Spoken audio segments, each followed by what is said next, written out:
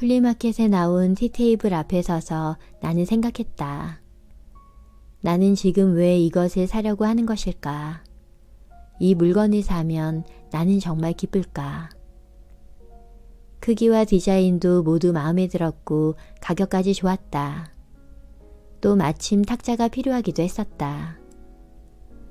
그럼에도 나의 마음속에 무언가가 탁자를 발견한 기쁨을 가로막았다. 솔직히 말하자면 나는 이미 가구는 충분했고 처음부터 탁자가 필요해서 찾고 있던 것도 아니었다. 그렇다면 나는 왜 갑자기 이것이 필요하다고 생각을 하게 된 것일까? 사실 무엇을 어떻게 소비하는가의 문제는 오래전부터 나의 중요한 화두였다.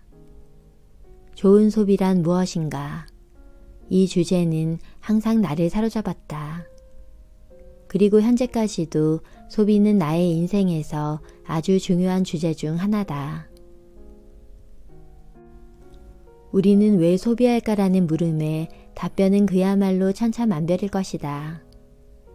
사람이 사는 이상 소비는 필요 불가결한 것이라 소비라는 영역은 우리의 생활에 있어 매우 중요하다.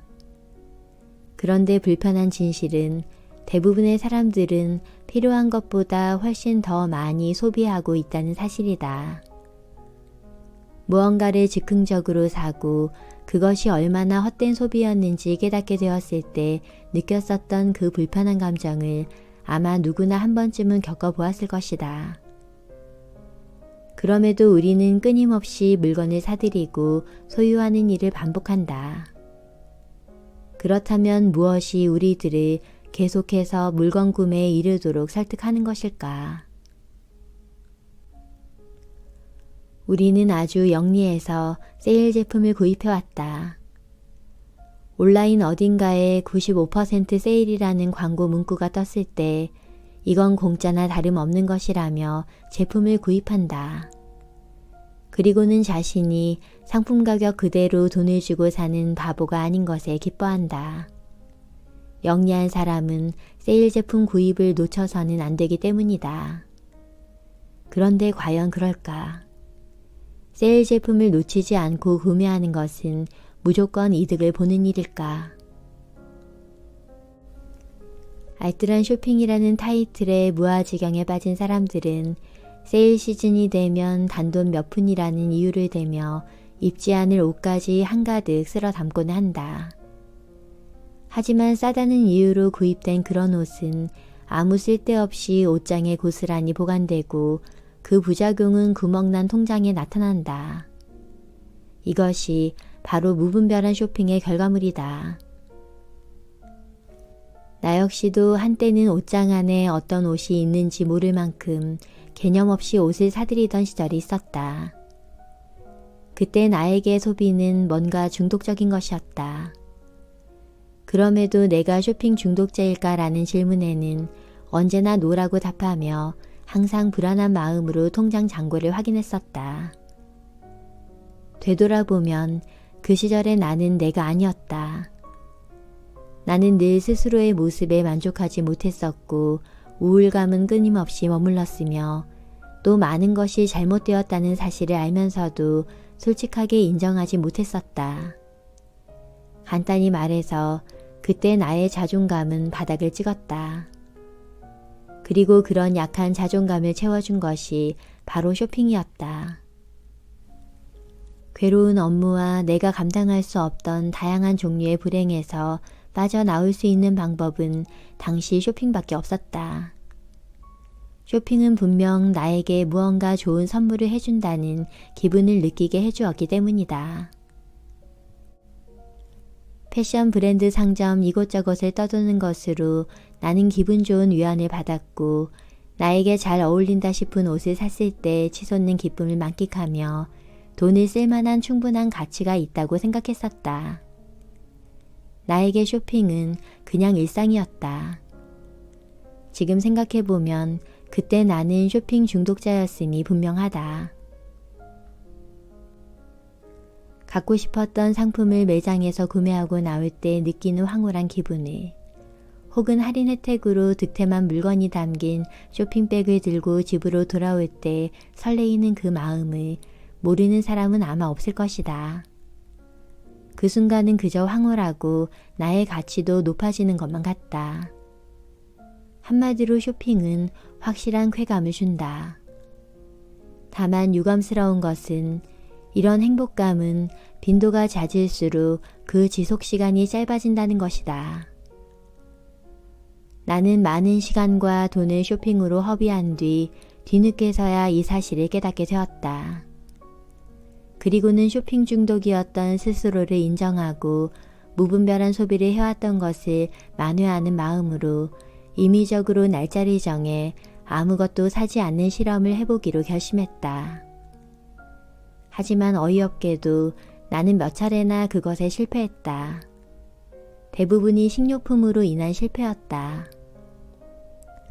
그러나 그런 실패 끝에 나는 다른 분야에서 사지 않는 도전에 성공을 거둘 수 있었다.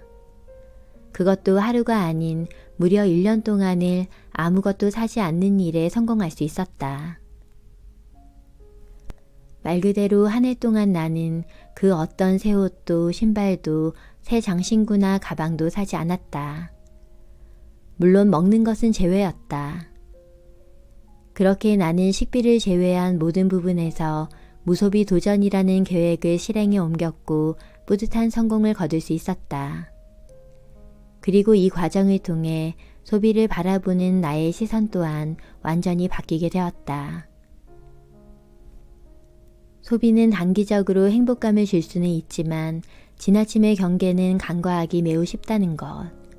그렇기 때문에 계획 없는 물건을 사들이지 않고 쇼핑 충동에 굴하지 않으며 순간적인 소비의 기쁨에 매몰되지 않는 것이 통장 잔고뿐 아니라 스스로의 정신건강에 이롭다는 것을 깨달을 수 있었다.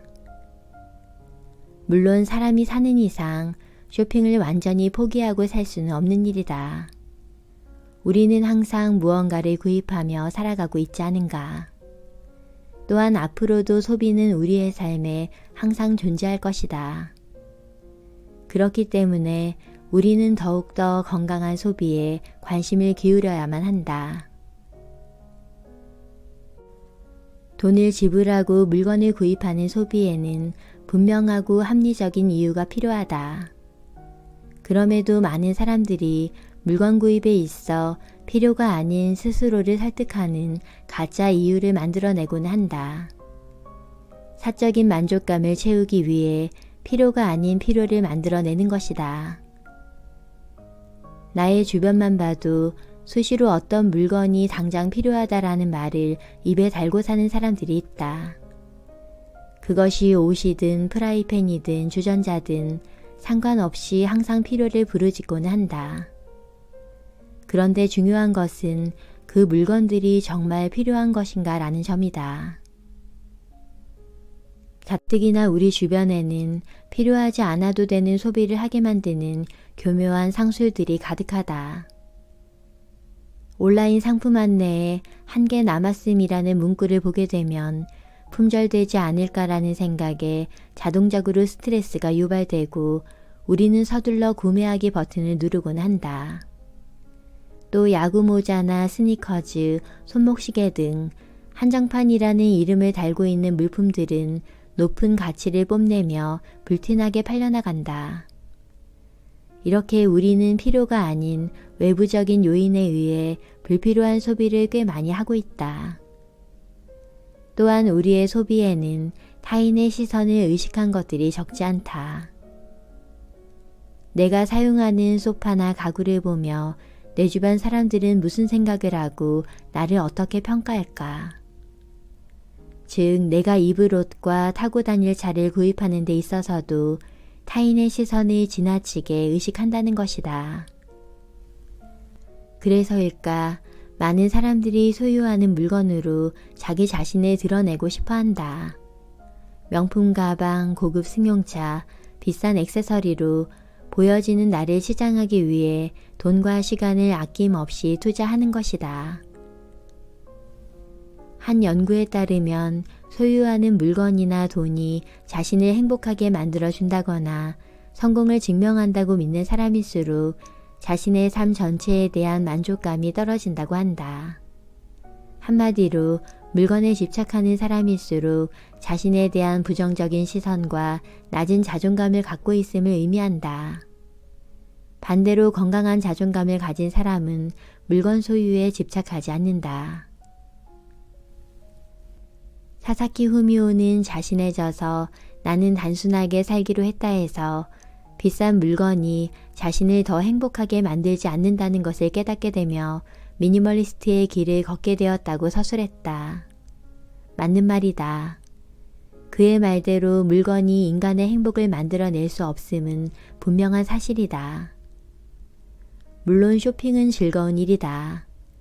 갖고자 하는 물건을 소유했을 때의 기쁨, 그 짜릿한 기분을 부정할 수는 없다. 그러나 그 행복은 절대 오래가지 않는다. 소유를 통한 만족감에는 한계가 있기 때문이다. 원하는 최고의 물건을 손에 넣으면 화려한 삶이 가능해질 것 같지만 대궐 같은 집도 화려한 보석도 우리의 내적 공허함과 행복 욕구를 충족시킬 수는 없다. 그렇기 때문에 아무리 원하는 물건을 많이 소유하고 지금보다 돈이 많은 부자가 된다 해도 지금보다 만족스러운 삶을 살 수 있다는 보장을 할 수는 없는 것이다. 또한 진짜 모든 것을 다 살 수 있을 만큼 부자인 사람은 자신이 가진 것을 눈꽃만큼도 과시하지 않는다.